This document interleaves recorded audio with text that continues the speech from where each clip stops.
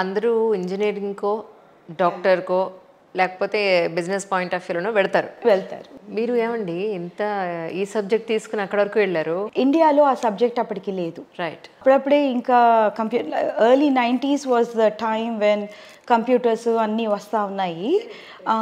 And that was in dual masters అండి. That was in combination with an MBA management, అదే business administration.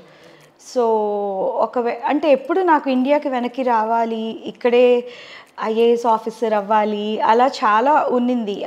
For me that is one of the biggest accomplishments in life అని ఒక dream లాగా ఉన్నింది అనమాట.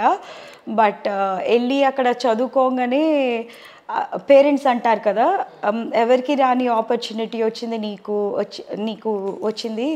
కొన్ని రోజులు జాబో అది ఆప్షనల్ ప్రాక్టికల్ ట్రైనింగ్ అది వస్తుంది కదా, అందులో అప్పుడు మంచి బూమ్లో ఉన్నిందండి. ద టెక్నికల్ బ్యాక్గ్రౌండ్ ఉన్న వాళ్ళకి they were plenty of jobs and all that.